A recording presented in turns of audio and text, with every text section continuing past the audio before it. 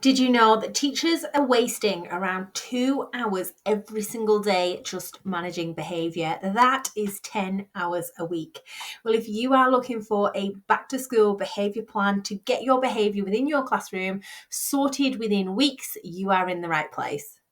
I'm Danielle Douglas. Welcome to Let's Talk Behaviour, where we make behaviour management easy using neuroscience. We are now in 87 countries across the world, and our behaviour planner was Education Book of the Year 2025 finalist.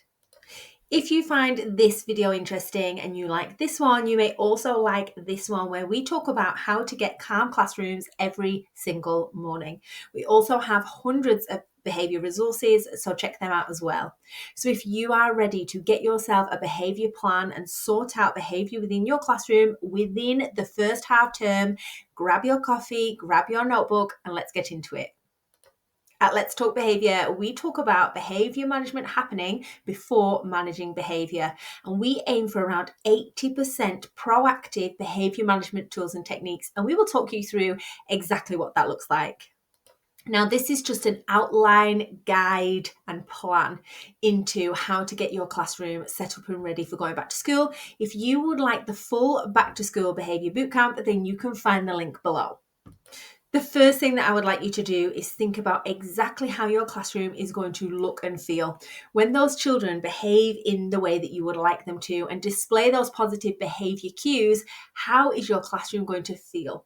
What is it going to look and sound like by October, by November, whatever your target date is? How are those behaviors going to look in your classroom? Write down a few notes and get that picture ingrained in your brain and memory, ready to start. Okay, now we spend months wasting time getting to know the children. We wait until we do our table plan and we wait until we create our behavior cues. And when we start back, we do behavior management training on the first day, which is complete madness. We should have a plan and on the first day back, hit the ground running with our behavior management tools and techniques. If you haven't done your behaviour audit already, then do your behaviour audit as soon as possible with your children. You can find our behaviour audit video and starter guide in our toolkit. As I said before, 80% of our behaviour management is already done and ready. Our visuals are there, our behaviour cues are there. We'll talk you through how to get them ready and you can prepare them now. For the last 15 years, our classroom has been negative behaviour free from October. One of our schools was at the end of September at the latest, and the latest that we've had was January. So if you are ready to sort behaviours within around 6 weeks in your classroom, you're in the right place. So as I said before, 80% of behaviour management is done proactively. So we've already got our tools and techniques, our plans already in place. The first thing that we do with our children is do a behaviour audit.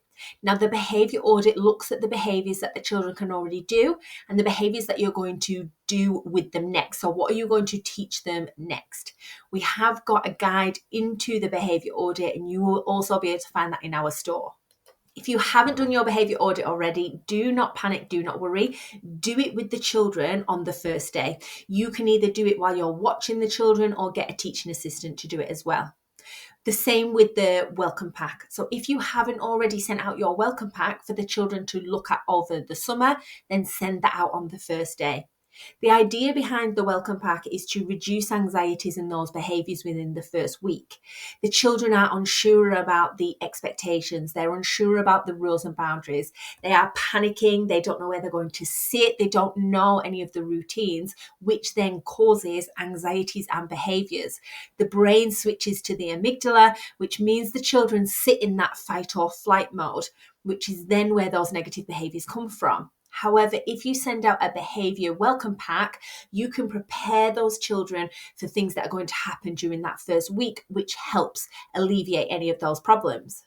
Before we go back to school, we create all of our behaviour cues and we use the power of 3 to help us do that. Our behaviour cues can be anything from coming into the classroom, lining up at the door, how to sit ready to learn, and we use the power of 3. Now, this information is also available in the Teach to Change behaviour model. Before we go back to school, we also have our visuals ready. Now, we have got some information into the usefulness of visuals and why we use visuals to help with behaviour. Children struggle to process verbal information, so we use visuals to help children process the information into the long-term memory.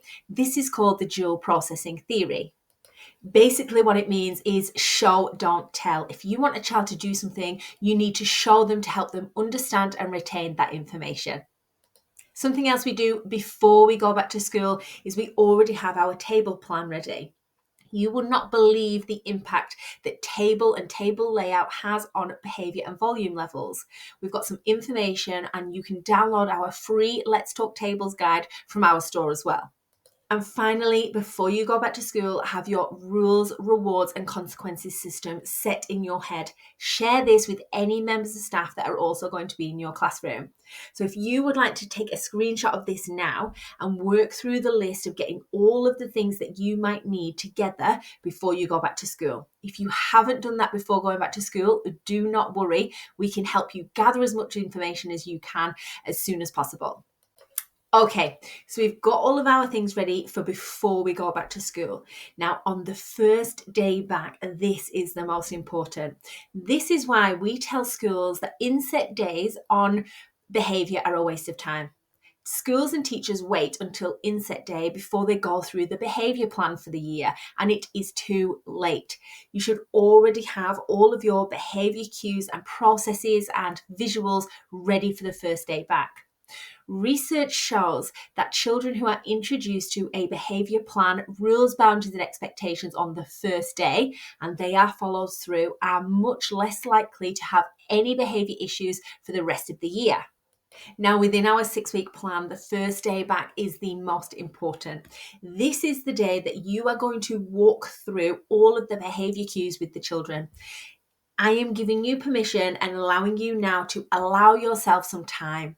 On the first day back at school and the first few days back at school, you need to allow yourself some time to teach the behaviour cues.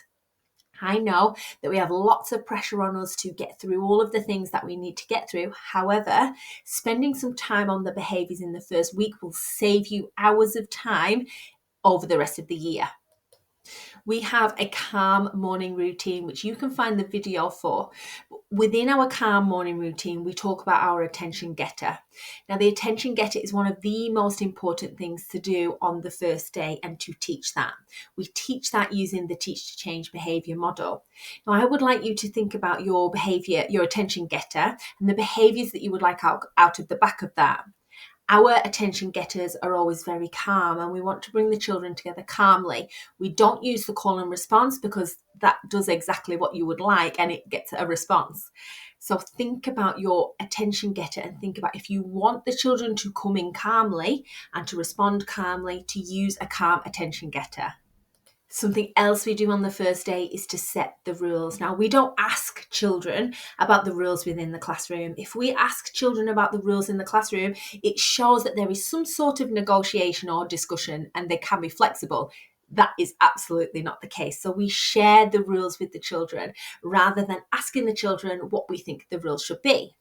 We teach the children the behaviour cues, for example, coming into the classroom, sitting on the chairs, getting ready to work. So if you make a list of all of the behaviour cues that you would like your children to be able to do, and then work through those behaviour cues and teaching those behaviour cues throughout the first week.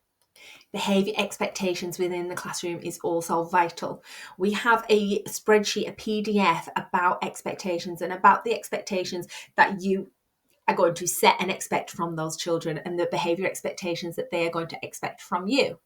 If we don't set the expectations, then they don't know where their boundaries are and they are unsure about the things that they can do or cannot do within the classroom. Now, one of the most underlooked but most vital parts of teaching the behaviours within that first week is the transitions. Transitions are the times where we get the most behaviour issues. These are free and unled times and they are often untaught. So, for example, when the children are transitioning between lessons, when they are transitioning between classrooms, when they are transitioning from lunch into the classroom or from the toilet into the classroom, these times are when the behaviour and the volume volume are the worst. So we teach transitions exactly the same as we would teach any behaviour. We would use that teach to change behaviour model, we would use the power of three, and we would use visuals. Spend time within that first day and within that first week teaching those transitions. We have got information about the transitions that we teach and the 7 transitions that we teach on the first day. Okay, so you have done your back to school prep, you've done your first day, and you have introduced your behaviour cues, and you are starting to teach those behaviours using the teach to change model. Week 2 or 3.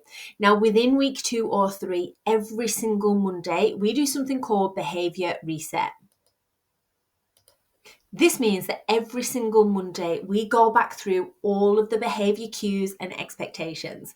Now, this might seem like a long period of time or a waste of time. However, if you understood the amount of information that children forget within 1 hour, then you will do behaviour resets almost every day.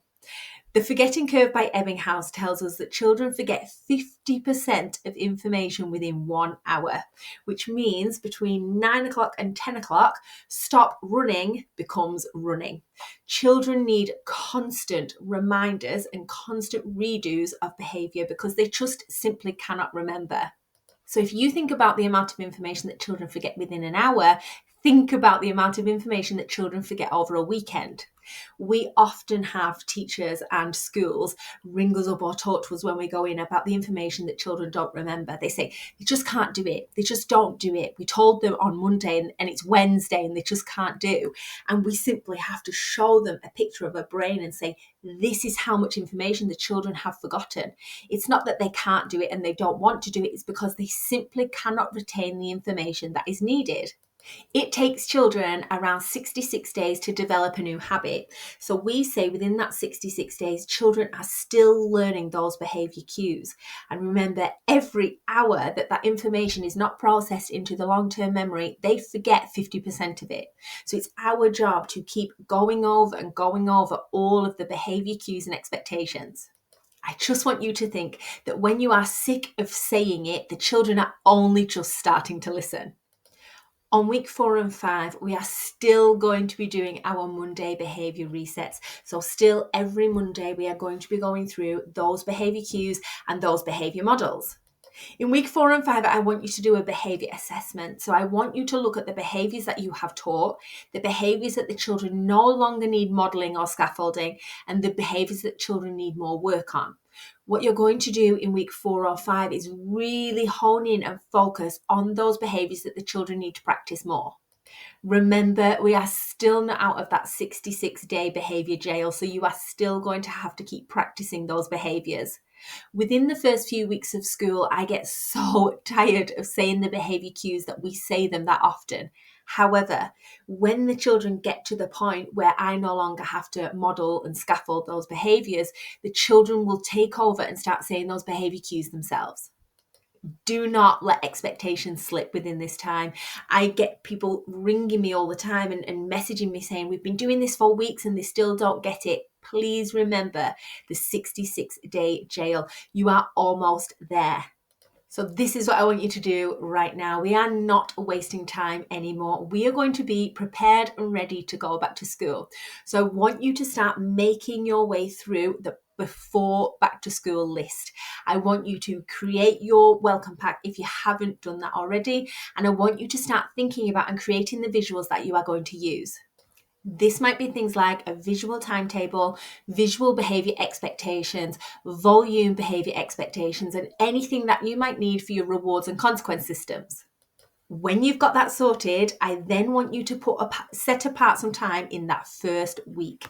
I want you to allow yourself some time. Do not feel guilty. Do not feel pressured by all of the things that you think you need to start. And I want you to focus that first week on behaviour. For the last 15 years, we have spent the first few weeks focused solely on behaviour, and we've been able to make up all of the time back. We are no longer wasting 2 hours a day managing those behaviours because the behaviour runs itself by September. And that is purely because we have spent all of that time within the first week focused purely on teaching and setting those behaviour cues.